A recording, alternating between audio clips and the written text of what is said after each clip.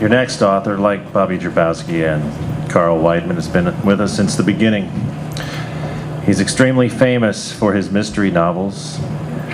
The real mystery is how his books sell. A self-proclaimed maestro of murder, please welcome to the podium Sir Reginald Archibald Gladstone III.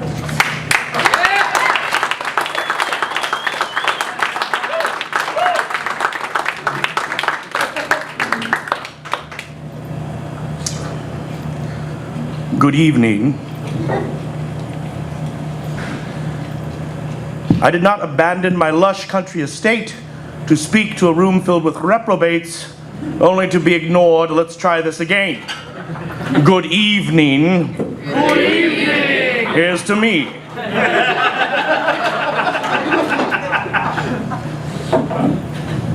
Yes, I am in fact Sir Reginald Archibald Gladstone III.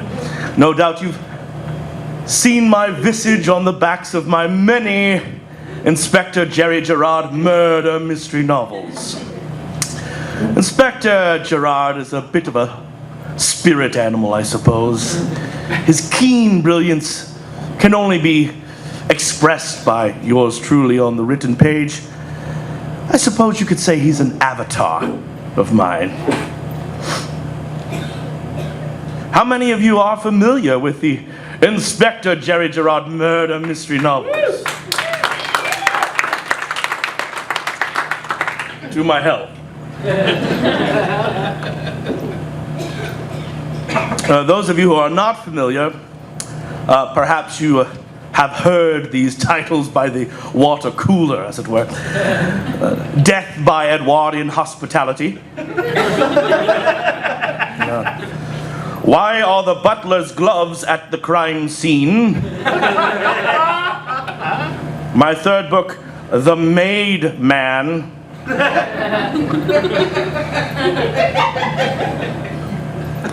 My fourth, that thrilling courtroom drama, The Wrong Man is on Trial, and that man is not the butler. I'm proud to announce that I am in a near-Broadway one-man courtroom drama entitled One Angry Man.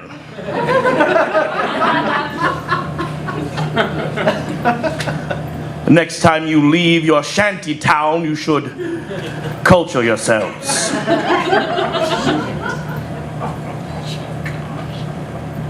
Here's to me. I've been asked to appear here tonight to edify you. No doubt many of you are aspiring murder mystery writers. So I have come up with a list following Miss Chandler's model. 10 tips to composing the perfect murder mystery. Number 1. In mystery writing, there should always be a murder.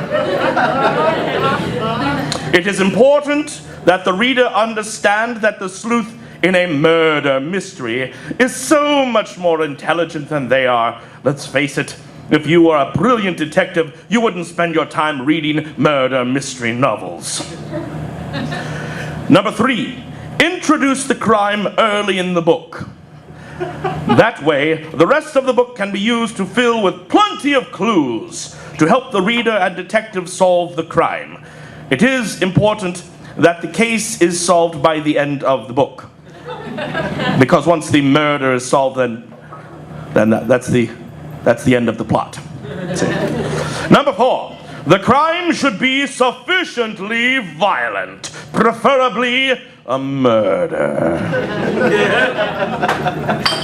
Number 5, the crime should be believable. That is, take place on Earth and preferably in an English-speaking part. Otherwise, you'll lose a lot of readers who can only read English.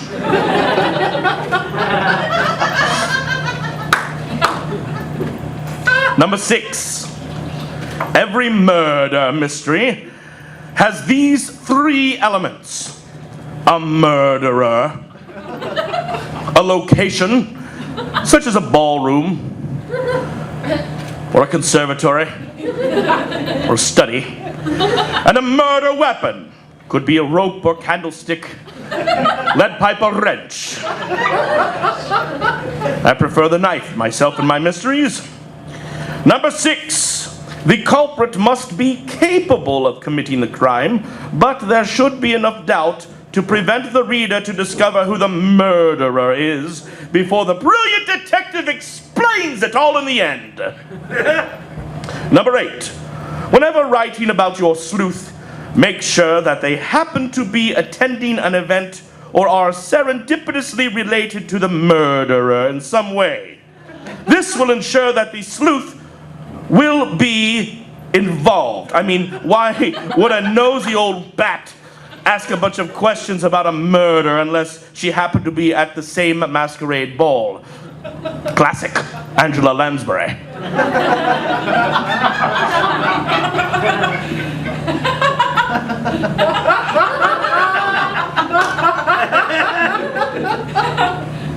Your giddiness evades me.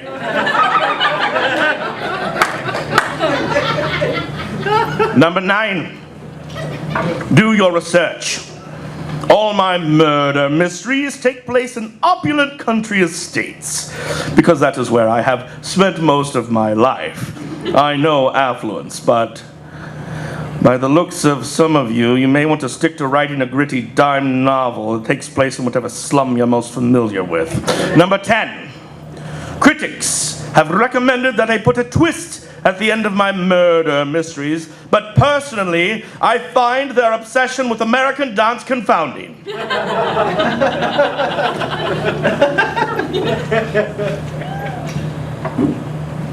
I assure you, death is not a laughing matter. And now an excerpt from my latest work. Was it the Butler?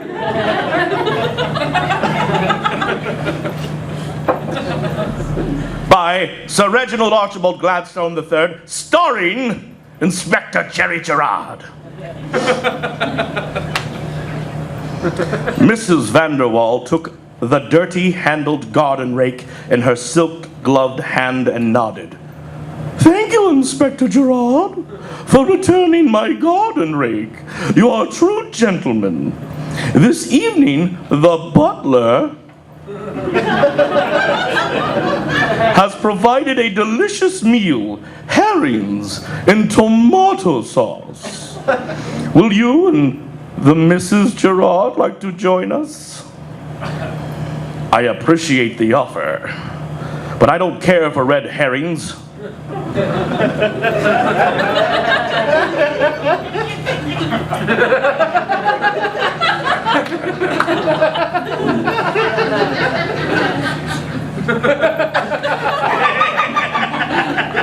And you know very well that there is no Mrs. Gerard, Mrs. Vanderwall.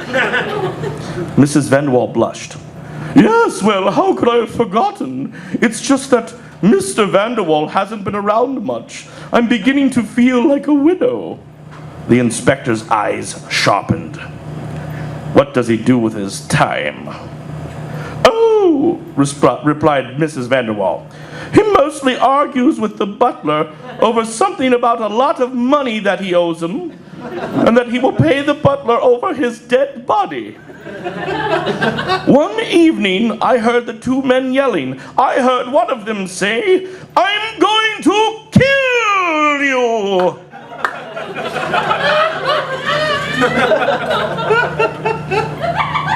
"Who said it?" inquired the ever-calculating inspector. "I'm not sure. I think it was the butler, but it could have been my husband. I guess we'll never know." "Will you be staying for tea, Inspector Gerard?" asked Mrs. Vanderwall. The inspector quickly responded. "I deduced you would ask me that very question, Mrs. Vanderwall." "Oh, Inspector, however do you do it?" "Not everyone was born with the gift such as I. Now then, I assume we shall sup for tea in the parlor?" "Why, yes!" cried Mrs. Vanderwall with justified surprise. "You've done it again, Inspector." The wealthy aristocrat leaned the dirty garden rake against the banister and rang for the butler. But he did not arrive. Inspector Gerard studied Mrs. van der Waal in the study, and a confused look crept across her face while they waited for the butler to arrive, which he did not. A scream was heard in the parlor, and Inspector Gerard leapt into action. He quickly drew his magnifying glass and dashed into the parlor with the fierceness of a Bengal tiger. There, in the parlor, Mr. van der Waal fell to the floor as the butler stood there. The butler had a butcher knife in his hand, and it was bloody, or perhaps it was just tomato sauce. Mrs. van der Waal shrieked like any typical woman would. Inspector Gerard said, "I deduce that this is now the scene of a murder." Mr. van der Waal raised a bloody hand, or perhaps it was just tomato sauce, and pointed at the butler. He mumbled something like, "The butler killed me." And his arm fell as he stopped moving. The butler quickly covered the body with a sheet. Mrs. van der Waal asked, "Oh, dear Inspector, what do we do now?" "I shall have to use my brilliant detective skills to deduce who the murderer is. Butler, it seems to me that you have a knife in your hands. And so I deduce that you found the murder weapon. Is that correct?" "I don't know," said the butler. He put the knife in a tureen of tomato soup. The inspector, considering all possibilities, deduced, yes, well, perhaps it was just tomato sauce. "Yes," said the butler. "I was just telling Mr. van der Waal a joke." "Can you confirm that, Butler?" asked the inspector, his genius and acumen cutting to the truth. "Well, you heard Mr. van der Waal say it himself. I killed him." "Oh, I see," said the inspector. "It must have been a terribly funny joke. Please do tell." "Well, it goes like so. There are two goldfish in a tank. One goldfish turns to the other and asks, 'Good sir, have you any recollection on how to operate this mechanism?'